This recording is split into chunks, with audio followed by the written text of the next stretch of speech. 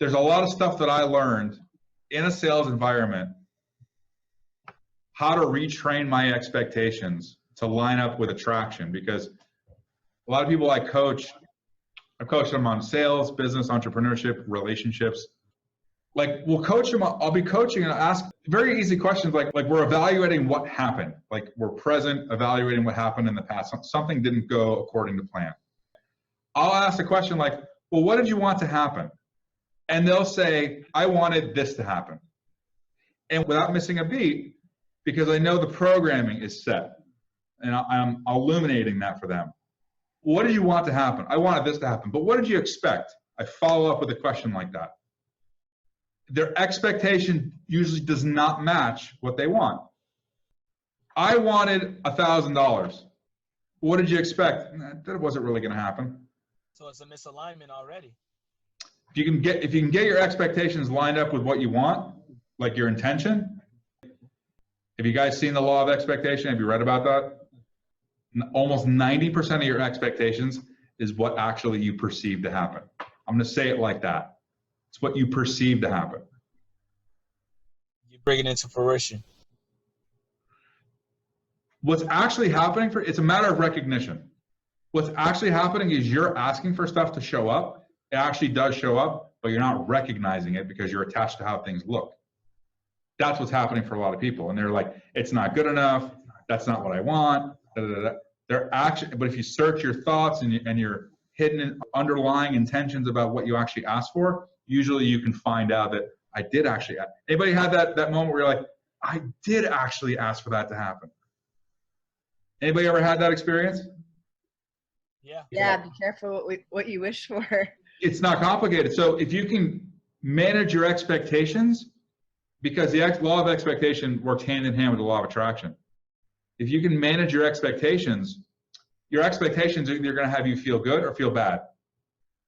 Are you feeling good or are you feeling bad based on your expectations? Write a new expectation. Expect great things all the time and don't be attached to how it shows up or the result. Don't be attached to it not happening. I expect great things all the time, so I'm kind of like, I got this feeling like, oh my God, great things are always going to happen. And great, it might not show up just the way but it's like, I have no attachment to the actual result because the next thing's going to be great. Get that out of the way, swipe left. What's the next thing coming? That ain't it, swipe left. Because it's coming. In the CDs, it's like, it didn't work out, but Josh, you're the one listening to the CDs? Yeah. Talks about that, right? He talks about when something doesn't work out the way you expect it, you're not to be like, that sucks. The mindset is, I wonder what better is coming. But like that didn't work out, there must be something better coming. Right. Like if everything's unraveling, he's talking about having the mentality of, well, this is all going to work out, and I'm gonna solve through it. I think something I might have missed it, but it's interesting that you brought up attachment to that equation too. I didn't think about that. Not getting attached to the results that you expect. Here, you ever heard people say, go in with no expectations so you can't be disappointed? Sure. Yeah. You're tell myself. What? Tell myself it's the stupidest thing to think. Like I used to tell myself that. I mean, for me at least, and I said, well, why wouldn't I expect for something? I used to tell myself, well, 100% intention, 0% expectation. It's like, no, if you intend for this to happen, you should expect it to happen. Correct. Yeah, and it's a mismanagement and misuse of expectations. It's ineffective because your expectations are really important. The thing is you want to have expectations with no attachment to the results. Just have your expectations. Just have them. Of course, I'm great stuff, money, and have no attachment to the time frame or how it shows up. Yeah. Attachment's like a tether to disappointment. Attachment, it's like a string that ties from your expectation right down to disappointment. And if you let it, it'll pull you right down into it. Just snip the string. Stay in your expectations that everything's great. Everything's going to work out because it must, because I say so. On the diagram before last, where we listed the things like aggressive, pushy, depressed, angry, like all that stuff. Who here has never done sales, like direct sales? I have not. Okay.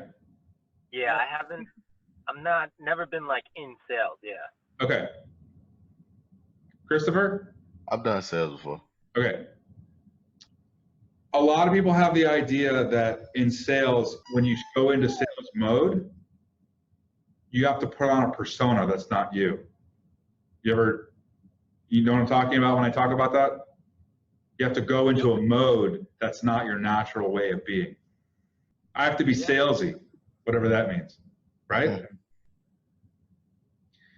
These tools give you the opportunity to do sales in your own way.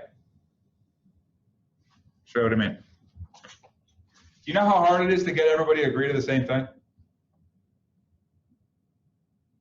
Yeah. Of course. By the way, you all just agreed to the same thing. I love that one. Hold on. Yeah. So check this out. Let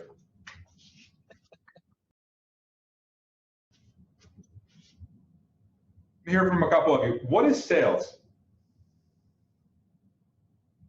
You said what is sales? Yeah, like what do you know it to be? Like what's your experience with it? What do you know about it? People that have done it and people that haven't done it. Let's hear it. To me, sales is not just about what you're trying to offer. To me, it's almost about building a relationship. That's how I look at sales. I've always liked to build a relationship more, so get to know the person on a personal level so they can trust me before we actually go into what I'm doing and what I'm trying to offer them to help them in a better way. That's probably a very effective view on it. Anybody else? To add to what I think Chris said just now, it starts off with finding a need and solving that problem. Like finding a problem and solving that problem and getting in front of the person that needs that. Okay. Yeah. Josh, you got something? Yeah, I think he hit it on the mark, because I was just gonna say filling a demand, like finding a need, and so yeah, kind of agree with him. Okay. Anybody else want to add in? Emily, what do you know about sales? Usually it's good to have someone who's never done it before. Helping people make a decision on something that they might not have known that they needed. I love that answer, by the way. I'll tell you why. I always find it really important, and you can use this tool yourself in whatever conversations you're having with your prospects, your accountability partner, anybody. If you can get everybody to agree to a common point in a conversation, you can then start fresh from there. Wouldn't you agree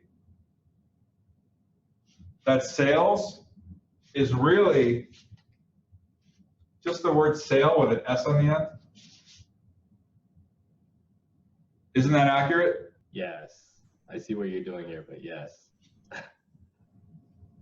So what's a sale? What's an individual sale? Value? Something that you get value for? Yeah, if you give me money and I get something, what is that? Sale. Change the value. Yeah. Okay. This is the part where you get to figure out what works best for you, your own natural way of doing it. This isn't if. I'm not saying this is like the only way to see sales. I'm giving you a way to look at it. It can be really effective to figure out what works for you. Say like Josh, Emily, even like Christopher, Zaire, developing your skill set in sales and figuring out how you actually do it. If that is a transaction, what's the process leading up to the transaction? And don't worry about guessing it. I'm just going to kind of give it to you. This is called enrollment. The process leading up to the transaction, up to the sale, is enrollment. And you can do that however you want. Emily, you seem kind of nice, like a good person. Would I be accurate on that? I don't know, I guess. How do people describe you?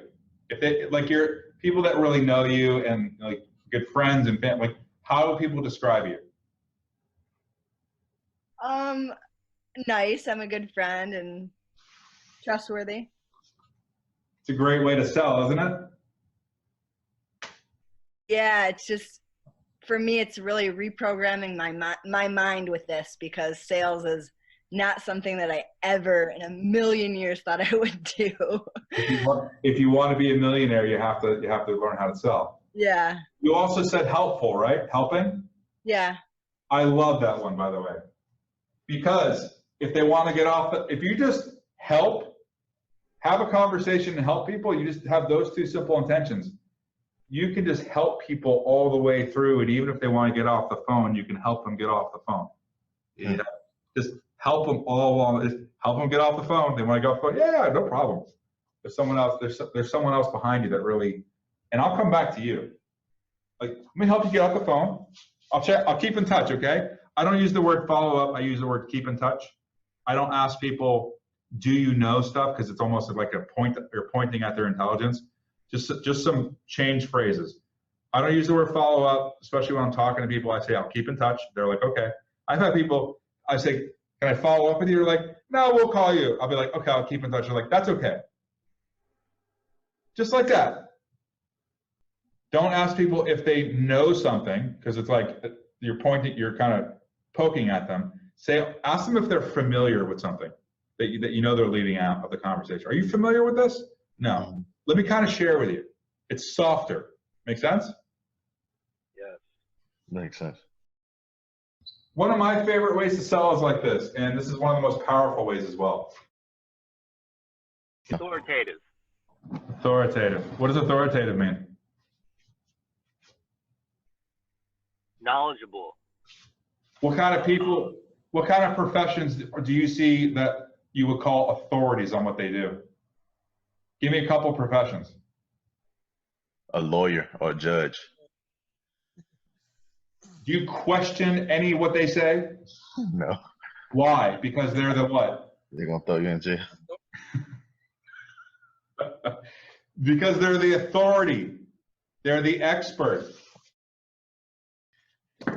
Whatever your guys' natural personality stuff is, that's how you want to sell.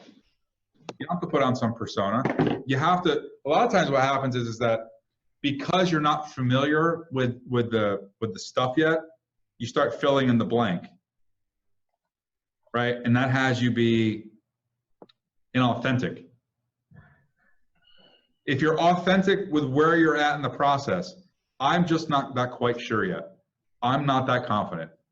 I don't know that answer. Let me get back, let me do some research and find that out for you. Be authentic with where you're at in your journey. It feels a lot better. No one's gonna like rake you over the coals for not having an answer like that. People would rather hear you say, I'm not quite sure on that, and I don't want to give you the wrong information. Can I give you that in the follow-up call? I'll even send you an email once I have the right answer. People sniff it out. Don't you know when someone's being inauthentic? Can't you tell? Mm-hmm.